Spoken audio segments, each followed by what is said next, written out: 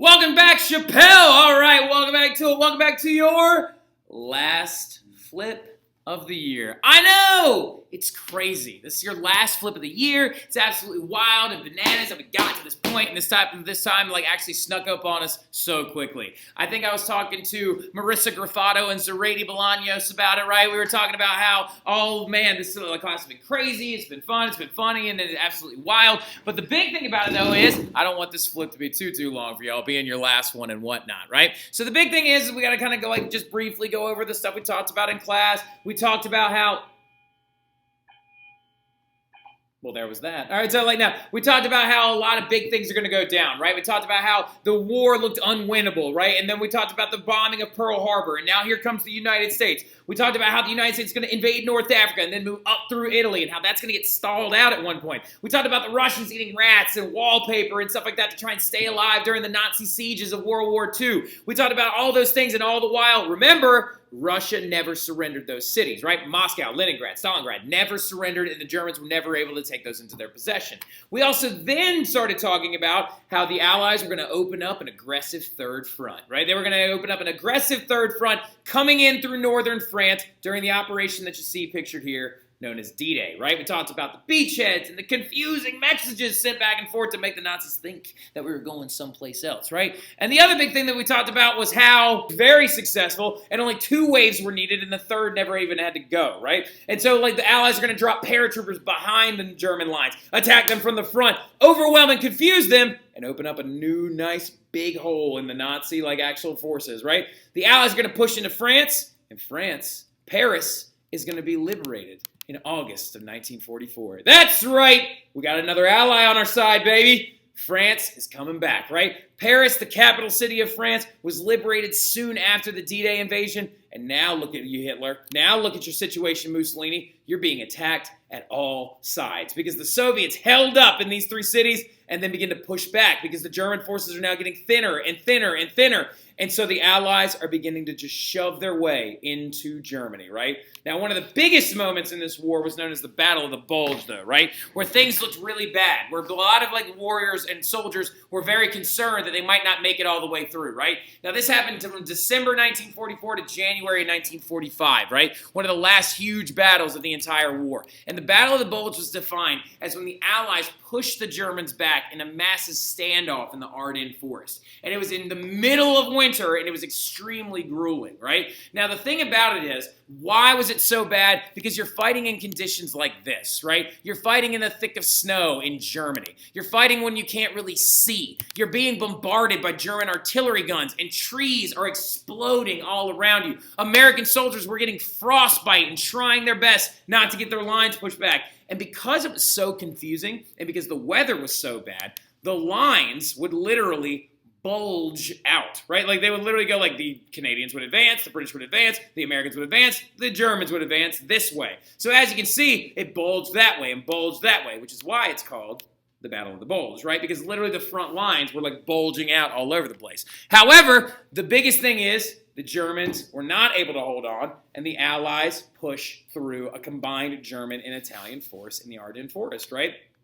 Push through them, push them all the way back, and start making their way through through the actual country of Germany. But now what's going down? The coward's way out, right? Now, the big thing about it, though, is by the spring of 1945, everyone starts turning on those leaders, right? The Russians were pushing into Berlin, which is the German capital. Allies were pushing into the east and up through Italy, and a lot of major movements are going through. And this is that moment that you might have been fascist then, but your people hate you now, right? Benito Mussolini gets abducted, shot, and killed by his own people.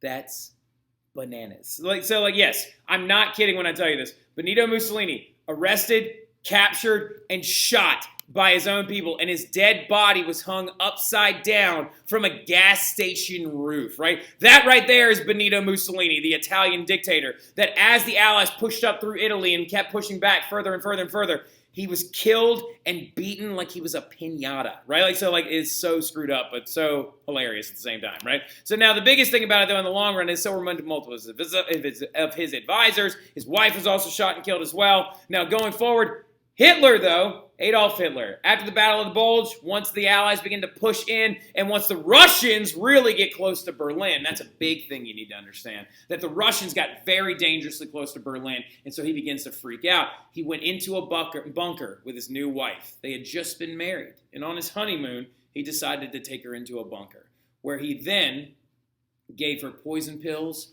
killed their dogs, and then shot himself, right? That's right, Adolf Hitler killed his dogs, killed his wife, and then shot himself in a bunker underground the day after he got married because he knew that the Allies were on their way, right? On their way after the Battle of the Bulge, on their way after D-Day, on their way after the invasion of North Africa, on their way after his failure to take over Stalingrad, Leningrad, and Moscow, right? They were so close that he couldn't take it anymore, and he shot himself. And the Nazi soldiers and the Nazi Germans, the Nazi German officers, decided to take his body and burn it in a ditch. And the only piece of Hitler's body that we have left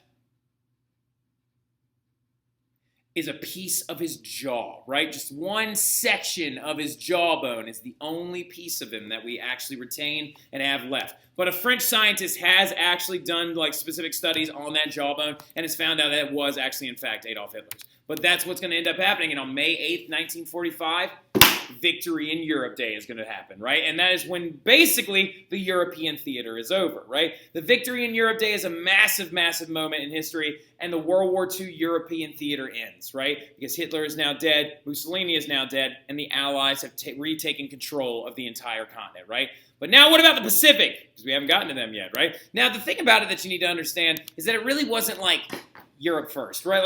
Now the European theater, of course, is the one that we all know the best, right? Most American films are based on the European theater. Most American shows are based on the European theater. Most American books are written about the European theater. But the Pacific theater is still a very, very important one. The Allies also didn't really do the whole, Europe first thing. There were several battles that had already happened out in the Pacific as this whole thing went through. Major battles included places like the Battle of Midway, which is on a small island that's midway between Hawaii and Japan.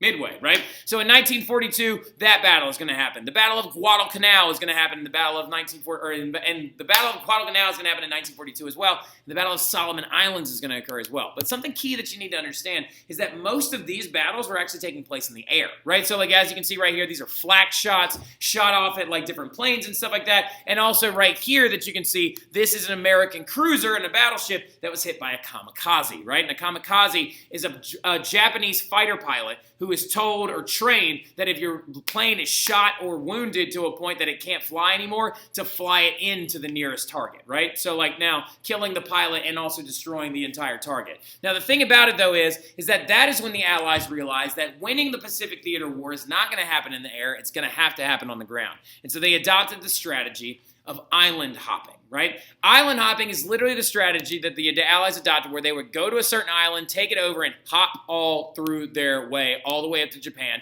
and get absolutely as close as they could, right? There was massive land sieges at the battles of Iwo Jima and Okinawa, which are two very different islands that are very, very close to Japan, and it cost massive numbers of American lives, a huge amount of American lives, because the Japanese were so dug in, right? So dug in, and actually a very, very important weapon apparently made it to big World War tape. You turn this, a flamethrower, right? Now this image though, I'm sure all of you have seen, is from the siege of Iwo Jima, right? That is actually from the Battle of Iwo Jima, and those are American soldiers planting the flag on top of the hill. But now, once they took over, the Americans took over Iwo Jima and Okinawa, they were very, very close to Japan itself, right? Because actually, Iwo Jima is right there, right? So, as you can see, or wait, no, Iwo Jima is actually the other one. Iwo Jima is right there, and Okinawa is right there. So these two islands are so close to Japan that you could lead a bombing raid or something like that if you wanted to, or you could directly invade Japan by land.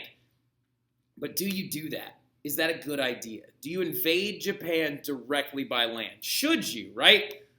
Well, that's when one of the most intense decisions in American history were ever made. And it's when they turned to this thing known as the Manhattan Project.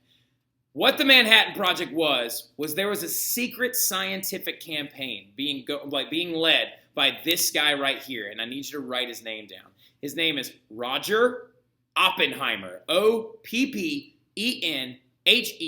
Oppenheimer. Roger Oppenheimer led the actual Manhattan Project with the assistance of Albert Einstein, It was a secret campaign to develop the world's first nuclear bombs. And they did it. Roger Oppenheimer, to this day, believes that if he could undo this, well, he's dead now, but believed that if he could undo that invention, he would. But the thing crazy that's happened is FDR died April 12th, before victory in Europe was ever even called. And then Truman rises to the presidency, and he makes one of the most controversial decisions in American history. And he decided to drop nuclear arms on 2 different Japanese cities in August of 1945, killing thousands of civilians, women, children, husbands, brothers, wives, on their country directly, right? And the 2 bombs that were dropped were literally named Little Boy, which was dropped on the city of Hiroshima, and Fat Man, which was dropped on Nagasaki. You need to know those words, right? Little Boy is the name of the smaller nuclear arm that was dropped first, and Hiroshima was dropped on Hiroshima, and Fat Man was dropped on Nagasaki. The death toll was 200,000 citizens. And that would force Japan to surrender in September 2nd, 1945, being one of the most intense decisions ever made during the entire war, because you're using a weapon that has not since been used on an enemy since 1945, right? And the biggest thing about it is overall, it is believed that World War II cost the lives of 85 to 100 million people, or at the time, 3 to 5% of the world.